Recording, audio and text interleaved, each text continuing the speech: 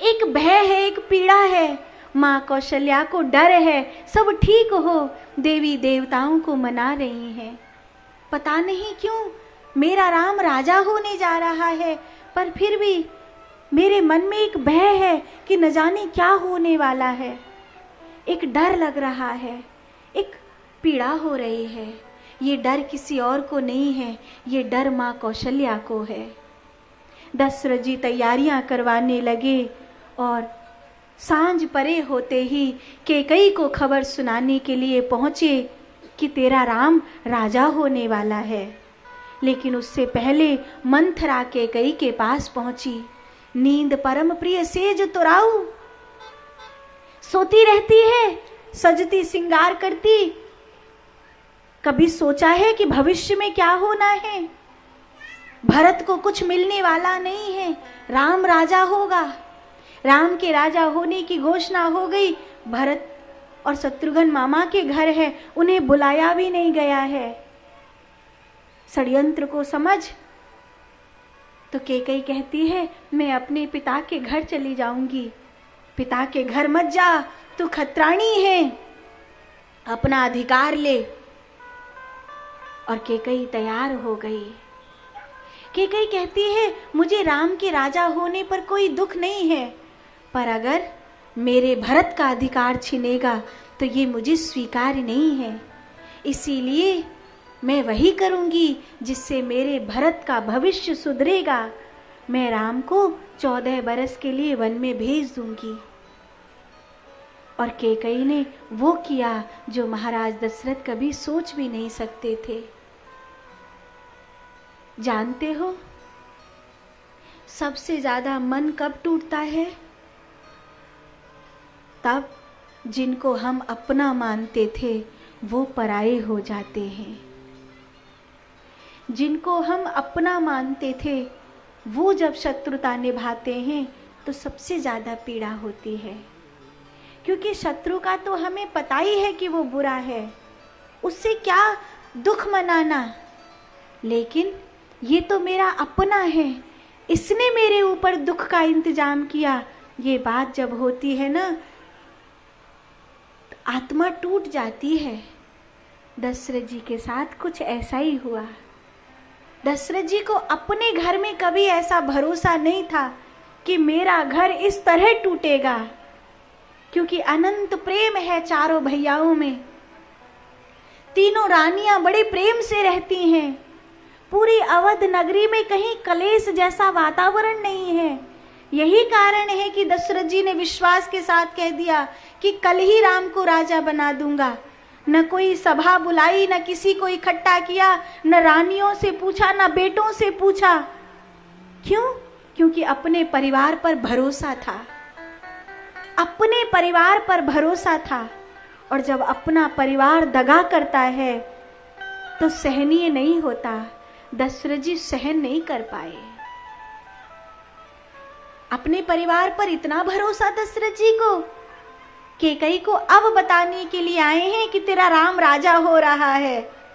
सोचा था कैकेयी मिष्ठान लेकर बैठी होगी, मेरा राम राजा हो रहा है। लेकिन कैकेयी ने तो मंथरा के उतरे हुए कपड़े पहन रखे हैं।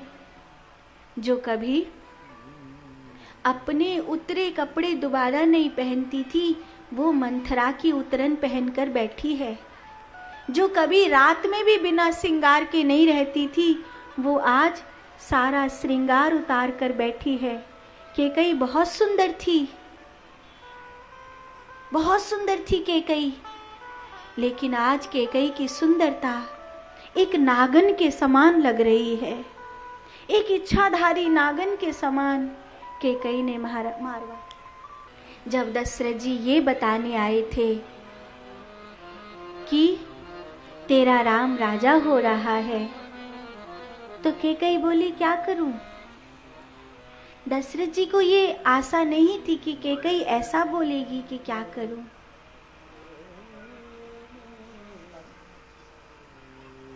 तुझे प्रसन्नता नहीं है कैकेयी? तेरे राम राजा हो रहे हैं। महाराज, मेरे चाहने से क्या होता है? जो चाहूंगी वो मानेंगे क्या? हाँ कैकेयी, बोल तू क्या चाहती है? वचन देता हूँ जो कहेगी वही होगा। तो कैकेयी कहती है पहला वचन तो निभाया नहीं, अब कहाँ से वचन निभाएंगे? तब दशरथ जी ने कहा 2 वरदान मांग ले। सोचा था कहेगी राम को मुकुट में पहनाऊंगी, या यूं कहेगी कि राम के लिए पोशाक में सजाऊंगी, या कहेगी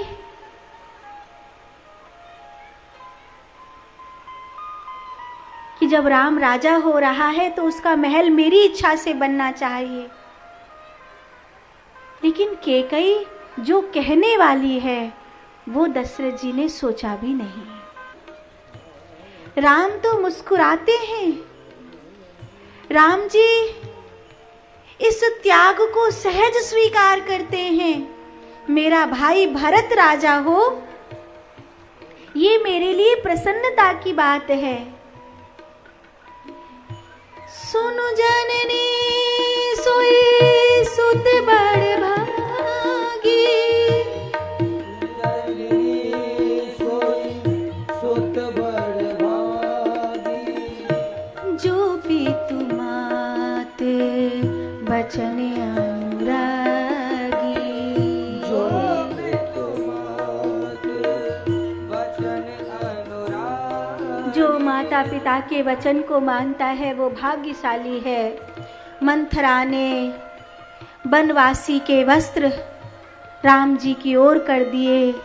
पिता के सन्मुख ही साधु का भेष राम ने धारण किया।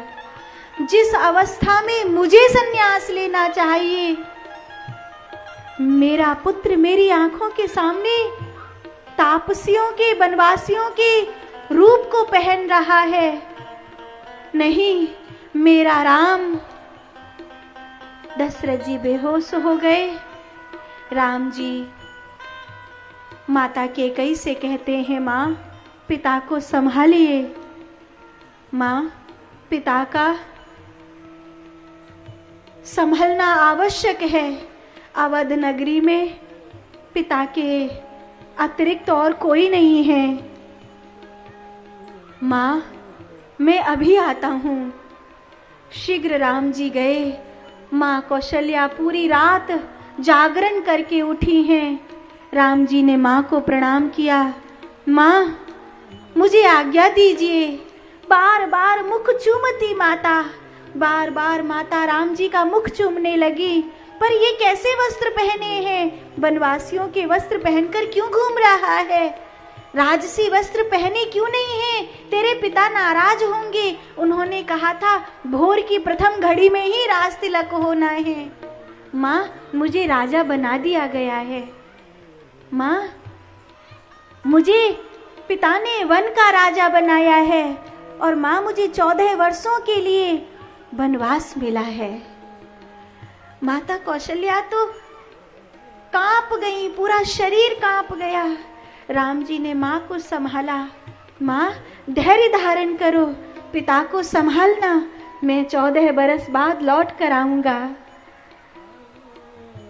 राम अभागा है ये अवध, ये अयोध्या नगरी अभागी है। राम जैसे प्यारे राजा को छोड़कर तुम्हारे पिता ने कहा है तो मैं मना नहीं करूंगी, पर क्या मैं पूछ सकती हूँ कि मुझे अपने साथ ले जाएगा राम? नहीं माँ, आप मेरे साथ नहीं जाएंगी।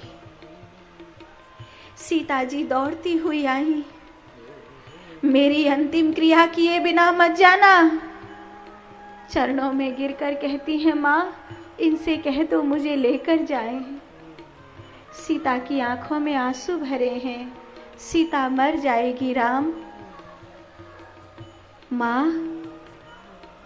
वनवास कोई साधारण नहीं होता। वन के दुख भयानक होते हैं। सीता उन दुखों को नहीं सह सकती। सीता के पांव कभी फूलों से नीचे नहीं पड़े। वन के कांटों को सहना सीता के लिए संभव नहीं है। सीता, मेरा आदेश है, माता पिता की सेवा करो और यहीं रहो। राम का आदेश सीता जी कभी नहीं टाल सकती, लेकिन मूर्छित हो गई। राम, सीता जी नहीं पाएगी। लक्ष्मण जी ने सुना, चित्र बिगड़ गया उर्मिला का। उर्मिला, अयोध्या का भाग्य बिगड़ गया। मैं राम जी की सेवा में जा रहा हूं। माता सुमित्रा से कहा, मां, मैं 14 बरस बाद लौट कर आऊंगा।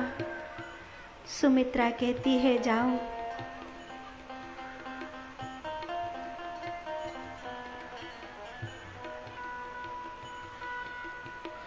अवध तहाँ जहाँ राम निवासो, अवध तहाँ जहाँ राम निवासो, तहाँ ही दिवस जहाँ भानु प्रकाशो, तहाँ ही दिवस जहाँ भानु प्रकाशो, जो पे सिया राम बन जाही, जो पे सिया राम बन जाही, अवध तुम्हारे काजी कछु नाही।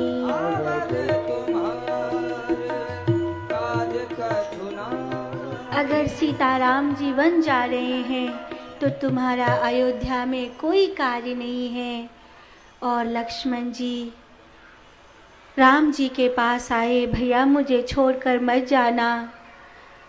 मंथरा ने लक्ष्मण को भी वलकल वस्त्र दे दिए, जबकि वनवास राम जी के लिए मांगा गया था, लक्ष्मण के लिए नहीं। तो भी लक्ष्मण जी ने उन वनवासियों के भेष को पहन लिया। लेकिन जब सीता जी की ओर वह उन्हीं वस्त्रों को देने लगी तो दशरथ जी ने तलवार खींच ली कि आज मेरे हाथों स्त्री का वध ना हो जाए। अरी कैकेयी, इस उल्टा को समझा, मेरे घर की पुत्र वधू अपना श्रृंगार नहीं त्यागेगी। वो एक सुहागन नारी है, वो अपना श्रृंगार क्यों छोड़ेगी? मेरे घर की बहू है वो। दशरथ जी रोते हुए राम से कहते, मुझे क्षमा कर देना। तुम्हारा पिता न जाने कौन से पाप कर्म कर कर आया है, जो आज तुम्हें राज तिलक की जगह वनवास दे रहा है। राम, मुझसे विद्रोह कर लो, ये पूरी अयोध्या तुम्हारी है। राम जी कहते हैं, हे तात, आपके वचन के लिए 14 वर्ष तो क्या, मैं पूरा जीवन वन में त्याग सकता हूँ। मैं अपने प्राणों को त्याग सकता हूँ।